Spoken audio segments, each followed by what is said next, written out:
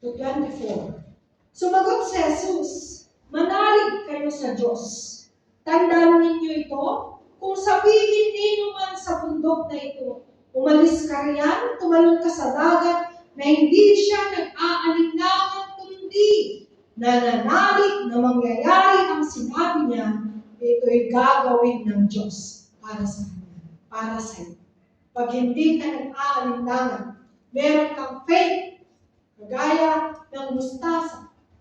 Kasi liit ng mustasa, sabi ng Panginoon, masasabi mo sa bundok, marami tayong klase ng bundok. Bundok ng pagsubok, ng problema, ng alalahanin. Mga kapatid, nandito nga kayo pero inaalala nyo lagi yung mga pamilya nyo sa Pilipinas. Tama po ba? Gusto ko tayo ng kuya sa awa. Mga taman hindi padala, mga taman hindi gawakin na. Biglang kami nagdawat taga Pilipinas na. Nagdawat ko ta. Nagdalaman ma. Nutrition. Nagdalayin na. Alam mo pa nung first time ko, kasi nakapatid ko OFW din. Nung nakita ko siya nung namin ko sa Macau pa lang siya. Noon, sabi ko, kawawa naman yung kapatid ko. Sabi ko, ganito pala kahirap ang buhay dito sa abroad. Sabi ko. Kaya, nung bibigyan niyo ako, pandagdag mo ng pang-shopping. Ay, hindi na. Sabi na lang. Parang nahiya pa ako. Nung mini, kasi hirap pala ng buhay niya dito. Kawawa naman. Parang, alam niyo po yung nantig, yung puso niya. Kaya sabi ko dun sa nanay at tatay ko naman, huwag kayong hingi ng hingi ha. Kapatid ko. Sabi ko, kasi hindi nyo naman alam kung anong hirap ng buhay doon. Okay, sabi naman nila. Kasi syempre, hindi ko nila alam yung buhay na ninyo po dito. Pero, true faith sa ating pong Panginoon, ang ating pong Panginoon, ang hawakan natin, dami ng pagsubok na yan, bundok na yan. Ngunit sa pananampalataya mo sa salita ng Panginoon, mapagtatagumpayan mo ang lahat ng problema na yan. Amen po ba mga? Amen. Amen. Lalo na ay makakatagumpay. Sabi po niya sa Hebrew 11 verse 6. Sabi po niya dito, Hebrew 11 verse 6. Sulitin ko na ako, hindi naman pa kayo nakubuto. Okay na po ba, Pastor Angie? Mga 20 minutes pa ako siguro. Sabi niya, at hindi kinalulugdan ng Diyos ang hindi nananalig sa Kanya. Gusto niyo po bang malugod si Lord sa atin? Amen. Ang susi para malugod si Lord is we must have faith sa ating pong Panginoon. Sabi niya dito, sapagkat ang sino mang lumalapit sa Diyos ay dapat maniwalang may Diyos at siya ang nagbibigay ng gantimpala sa mga humahanap sa Kanya. Praise the Lord. Pag tayo ay merong faith sa Panginoon, hinahanap natin siya, kahit ang layo ng tayo mo, hinahanap niyo pa rin. Nasaan kaya yung church namin sa Taipo? Nahanap niyo pa rin. Si Lord ang magbibigay ng gantimpala sa inyo na kahit malayo kayo, "Doble pamasahe ko dito na lang sana sa malapit, mura pamasahe." Hindi! Huwag yung titignan yun. Dahil kung faithful ka, if you have faith, yung amo mo, matatouch yan. Bibigyan mo siya. Meron kang mas matatanggap na blessing. Papalitan ni Lord yung mga nagagastos mo. Bakit? Meron kang sacrifice na ginagawa para lang mapaglingkuran mo. Amen po ba? Ang Diyos ang magbabalik ng lahat ng pangangailangan ng bawat isa sa atin. Amen. Sabi niya, you must have faith in God at ang Diyos lamang ang magbibigay ng gantimpala. Alam niyo po, faith lang din ang uunan namin mag-asawa. Kaya na i-provide lahat ng pangangailangan po namin sa panalangin.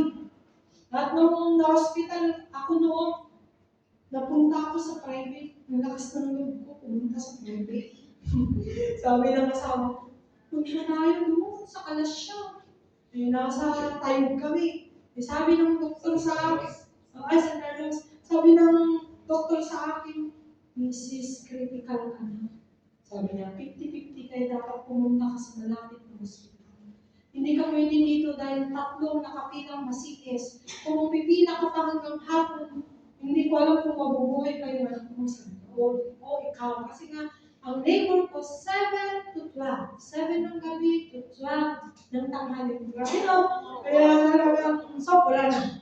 So, 50-50 na talaga kami. Kaya, nung sinabi ng asawa ko, punta tayo na San Carlos, hinila ko yung kanya. Critical kami.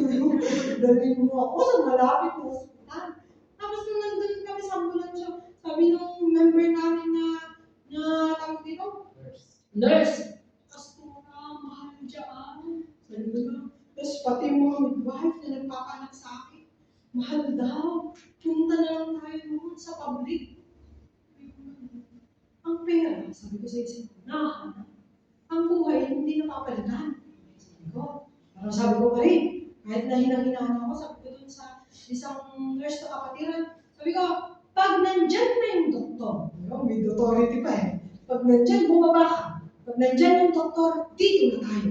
Sabi ko sa kanya, okay, gusto na kahit mahal. Oo, sabi ko, hindi ko bumaba siya, bumalik. Samulan siya, pastora, nandito na po yung doktor. O, dito na tayo. Doon na kami. Tapos, nandun na kami. Sabi ngayon ng asawa ko, umiiyak siya. Hindi mo dahil sa nasigas ako. Umiiyak siya dahil malaki ang bayaran. Sabi na, punta na. Sabi, 100,000 ang bill namin. Saan naman tayo kukuha ngayon? Sabi niya sa akin, anong gusto mo? Yung kaligtasan namin, yung baby, o yung pera? Sabi ko sa akin, siyempre yung kaligtasan mo. Anong gagawin natin? Di mag-pray tayo kay Lord. You must have faith in God. Nag-pray kami. Alam niyo po, God will do that. Meron naman nakumbikta ang Panginoon. Sabi nila sa amin noon, sabi ni Pastora Jackie, kasi ang balunggaw po nun is centralized. So, yung pastor share hindi na pupunta sa amin. Kumbaga meron lang kami allotted na allowance. Sabi nila, dahil kayo naman ang pastor, hindi nyo naman kinukuha yung pastor share para lang kayo nag-ipon. Kaya kumuha kayo ng pambayad sa ospital. Parang naiyak kami. Kasi pera ni Lord yun, hindi. Sabi niya, pera niyo rin yun. Kasi kayo naman ang pastor. Answered prayer namin. Dun sa pambayad ko. Naiwan ngayon yung anak ko. Pinakbil ulit. Ang bill niya almost 30,000. Nakakot naman. So, sabi namin, noon na akong uwi, sabi namin, ano ba rin ba ang susi? Di magkaroon ka ng faith that God will provide. Ang ginawa ulit namin, tumukod kay Lord. Siya lang lumukod, ako hindi. Ako bagong opera. Nag-pray kami dalawa. The Lord, you will supply all our needs. Alam niyo po, after ng fellowship, may lumapit sa akin ng Universal Church.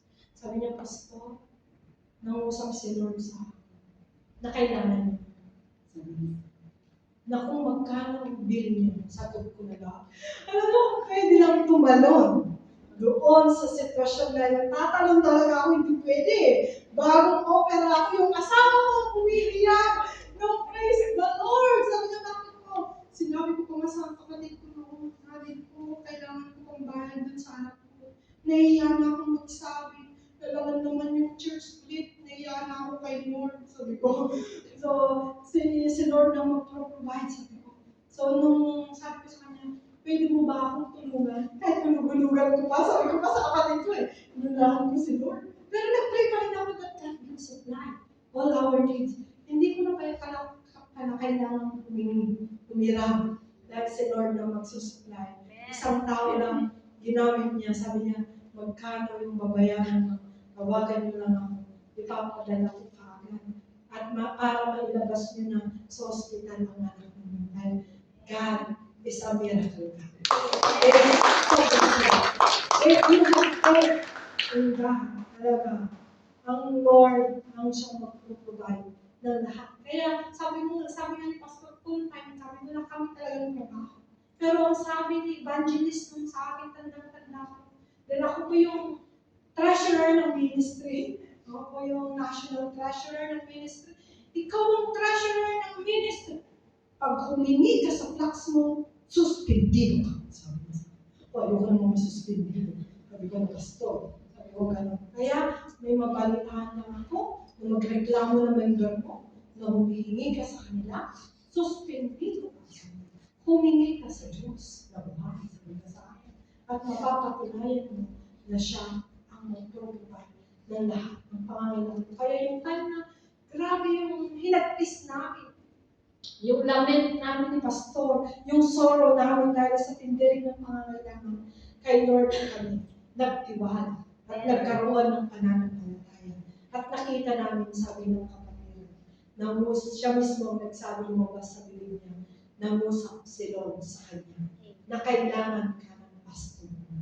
Kaya, God will provide that. Amen po ba mga kapatid? So, we put our faith sa salita ng Panginoon dahil buhay ang salita ng Diyos. Kasi ang salita ng Diyos, it is more than precious, than gold. So, dapat nga ang Bible natin, sabi ko nga sa kanya, ano kaya isang Bible lang tayo? Sabi ko na. Pero nung last minute, kasi mabigat, di ba? All the New Testament. Kasi mas prefer ko pa rin yung ganito, yung all this time, kaysa yung nasa, na Bible, mas prefer ko pa rin. Sabi ko, hindi. Dapat nga, mas una nga yung Bible mo na dala-dala, kaysa anuman. Kasi ito yung yaman natin.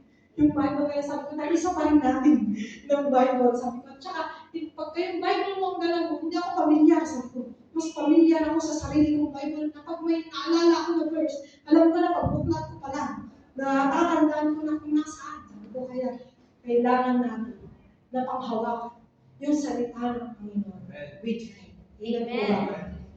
Sabi po niya sa 1 Peter 5 verse 9. Kunti na lang, isa na lang, no? Okay pa ba kayo? Amen. Na kayo. No? Verse 9, sabi niya dito, labanan ninyo siya at magpakatatag kayo sa inyong pananalig sa Diyos. Tulad ng alam ninyo, hindi lamang kayo ang nagtitiis ng ganitong kahirapan, kundi pati ang inyong mga kapatid sa buong daigdig. Sabihin mo sa katabi mo, hindi lang ikaw may problema. Lahat. Lahat ng tao mayroong pinagdadaanan. Kanya-kanyang pagsubok ka lang. Bigli ka, amin po ba mga kapatid?